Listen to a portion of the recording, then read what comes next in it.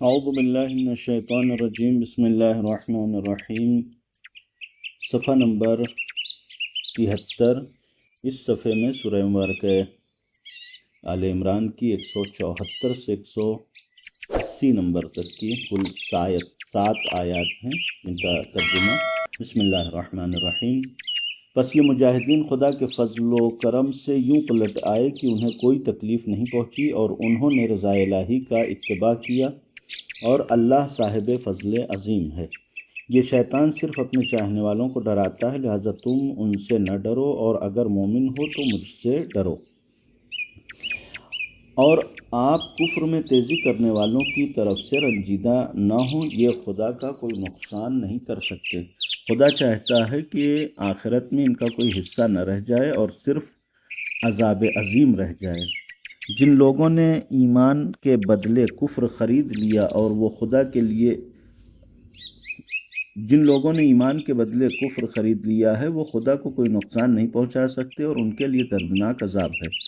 اور خبردار یہ کفار یہ نہ سمجھیں کہ ہم جس قدر راحت و آرام دے رہے ہیں وہ ان کے حق میں کوئی بھلائی ہے۔ ہم تو صرف اس لیے دے رہے ہیں کہ جتنا گناہ کر سکیں کر لیں، ورنہ ان کے لیے رسوا کن عذاب ہے۔ خدا صاحبان ایمان کو انہی حالات میں نہیں چھوڑ سکتا جب تک خبیث اور طیب کو الگ الگ نہ کر دے، اور وہ تم کو غیب پر مطلع بھی نہیں کرنا چاہتا۔ ہاں، اپنے نمائندوں میں سے کچھ لوگوں کو اس کام کے لیے منتخب کر لیتا ہے، لہٰذا تم خدا اور رسول پر ایمان رکھو، اور اگر ایمان و تقوی اختیار کرو گے تو تمہارے لیے اجر عظیم ہے۔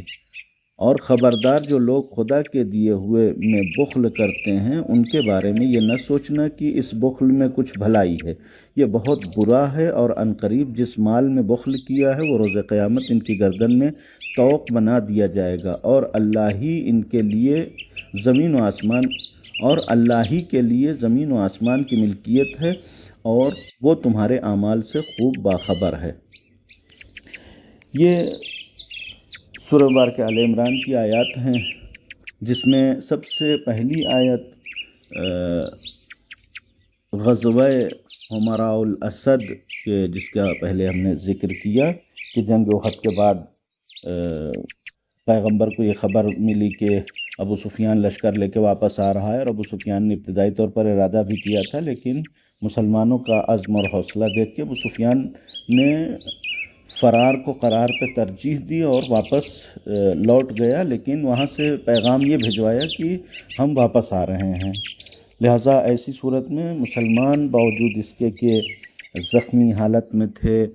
تکلیف میں تھے، حتیٰ بعض لوگوں کو چلنے کی صلاحیت نہیں تھی، لیکن پیغمبر کے حکم پر پھر واپس محاذ پہ پہنچ گئے، اور انہوں نے حمراء الاسد نامی مقام پر پڑاؤ ڈالا اور لشکر کا انتظار کرنے لگے کہ جو بعد میں نہیں آیا۔ لہٰذا قرآن مجید ان کے حوالے سے یہ نقل کر رہا ہے کہ فَانْقَلَبُوا بِنِعْمَةٍ مِّنَ اللَّهِ وَفَضْلٍ لَمْ يَمْسَسْهُمْ سُوءٌ۔ یہ لوگ گئے تھے ماشاءاللہ پورے عزم و حوصلے کے ساتھ گئے تھے، لہٰذا وہاں سے بالکل صحیح سلامت اس طریقے سے اللہ کے فضل و کرم سے واپس آ گئے کہ لم يمسسهم سوء، کہ قطعاً ان کو کوئی تکلیف اور پریشانی نہیں ہوئی۔ اس کے بعد اس داستان میں بیان کیا کہ ابو سفیان نے خبر بھجوائی تھی بعض لوگوں کے ذریعے سے، نعیم ابن مسعود یا کاروان عبد القیس کا نام لکھا گیا ہے، ان کے ذریعے سے خبر بھجوائی تھی کہ ہم لشکر لے کے آ رہے ہیں۔ لہٰذا قرآن مجید نے مسلمانوں کو حوصلہ دینے کے لیے کہا کہ شیطان کا کام یہی ہوتا ہے کہ شیطان ڈراتا ہے۔ یہاں شیطان سے مراد ممکن ہے کہ کاروان عبد القیس ہو، یا جو نعیم ابن مسعود کا نام لکھا گیا ہے کہ جنہوں نے آ کے پیغمبر کو خبر دی کہ ابو سفیان بہت بڑا لشکر لے کے آ رہا ہے اور حملہ کرنا چاہتا ہے۔ لہذا قرآن مجید نے یہاں پر مسلمانوں کو یہ کہہ کے حوصلہ دیا کہ شیطان کا کام یہی ہے کہ وہ اپنے چاہنے والوں کو، اپنے دوستوں کو ڈراتا ہے، اور تم کو ڈرنے کی ضرورت نہیں، فلا تخافوہم، تم نہیں ڈرنا۔ یہاں پر قرآن مجید نے انسانوں کے لیے شیطان کا لفظ استعمال کیا ہے، لہذا یہ جو علماء کہتے ہیں کہ شیطان 2 طریقے کے ہوتے ہیں، شیطان انسی ہوتے ہیں اور شیطان جنی ہوتے ہیں۔ لہذا انسانوں میں بھی بہت سارے ایسے افراد ہیں کہ جن کے اندر اتنی شیطنت پائی جاتی ہے کہ ان کو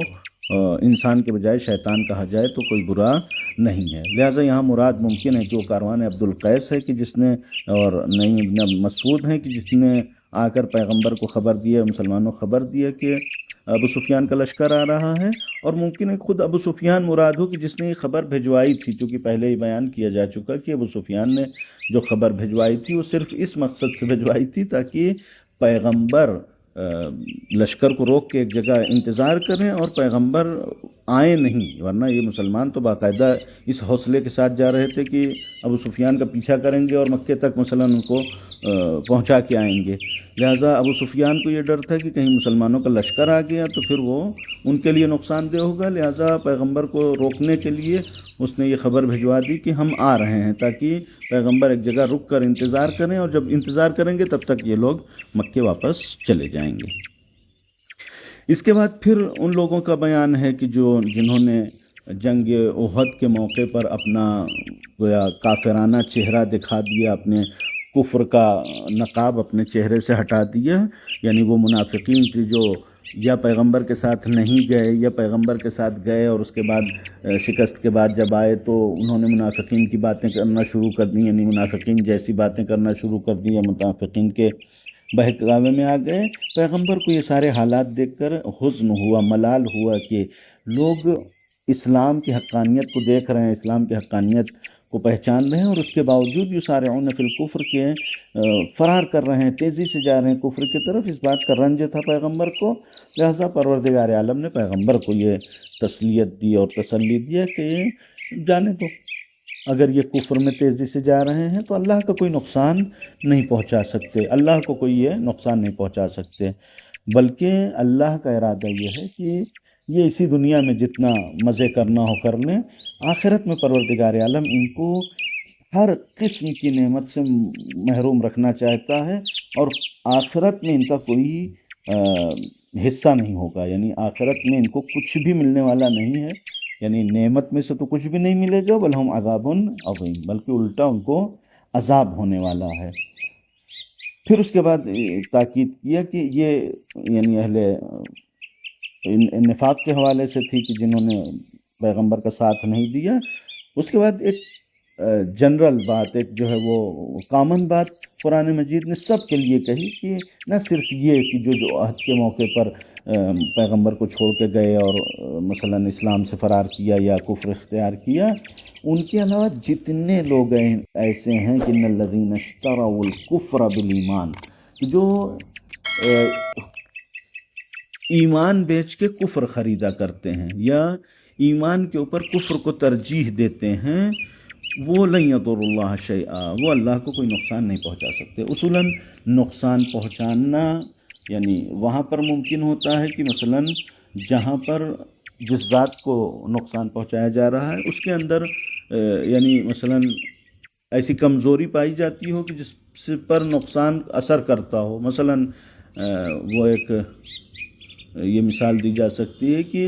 مثلا اگر جو ہے وہ شیشے کو پتھر سے ٹکرائیں گے تو وہ شیشہ ہی کو ٹوٹنا ہے، پتھر نہیں ٹوٹنے والا ہے، پتھر اتنا مضبوط ہوتا ہے کہ اس کو کوئی نقصان نہیں پہنچا سکتا۔ لہٰذا یہ مثلا بندے خدا کو نقصان پہنچانا چاہیں تو خدا کا کوئی نقصان نہیں ہوگا، الٹا بندوں ہی کو نقصان ہوگا، اس لیے کہ بندے محتاج ہیں، بندے کمزور ہیں، خدا جو ہے محتاج نہیں ہے، بے نیاز ہے، خدا جو ہے وہ کمزور نہیں بلکہ مضبوط ہے، لہٰذا خدا کو نقصان پہنچانا کوئی سوچ بھی نہیں سکتا۔ لہٰذا اگر یہ لوگ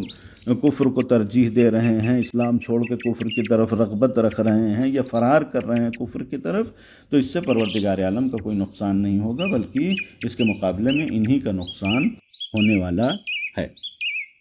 اور اس کے بعد ساتھ ساتھ اس بات کی بھی تاکید کر دیا کہ اگر یہ دنیا میں چند روزہ زندگی میں کچھ آرام اٹھا لے رہے ہیں تو اس آرام کو اپنے لیے خیر بھی نہ سمجھیں، وَلَا يَحْسَبَنَّ الَّذِينَ كَفَرُوا انما نملی لہم خیر لانفسہم، کہ یہ جو اللہ نے یہاں مہلت دی ہے، یہاں پر دنیا میں یہ ان کو نیکیاں مل رہی ہیں یا مثلا کسی آرام اور چین میں مبتلا ہیں، تو یہ ان کے لیے بہتر نہیں ہے، بلکہ یہ پروردگار عالم کی طرف سے مہلت ہے، خدا کی طرف سے مہلت بھی اس لیے ہے تاکہ ٹھیک ہے کچھ دن یہاں پر اور آرام کر لیں اور ان کے گناہ میں اضافہ ہو جائے، لیکن وَلَهُمْ عَذَابٌ مُهِينٌ، آخرت میں ان کے لیے رسوا کن عذاب ہے۔ یہ ایک جہت سے یعنی ایک کافروں کی طرف اشارہ ہے، لیکن ایک جہت سے ایک عام اشارہ ہے کہ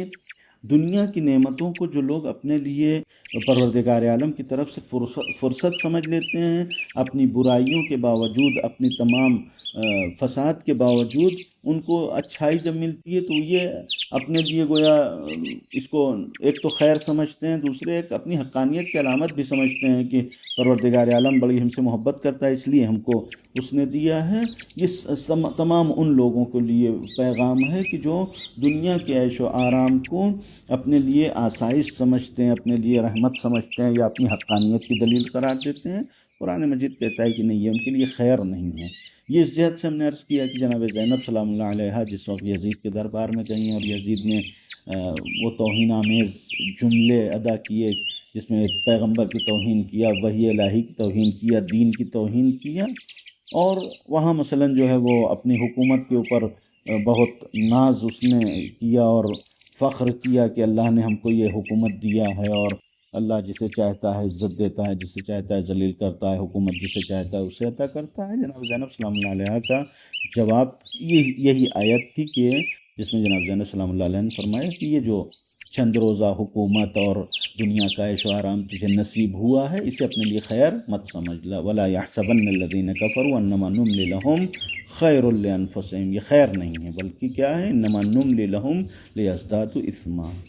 یہ گناہوں میں اضافے کا باعث ہوگا، اور وَلَهُمْ عَذَابٌ مُّهِينٌ، آخرت میں رسوا کن عذاب۔ اس کے بعد پھر اسی احد کے واقعے کی طرف پھر اشارہ ہے کہ ما کان اللہ لیذر المؤمنین، ایک ایسا ماحول پیدا ہو گیا تھا کہ جس میں لوگ یعنی کافی پریشانی میں مبتلا تھے، ہر انسان کو ایک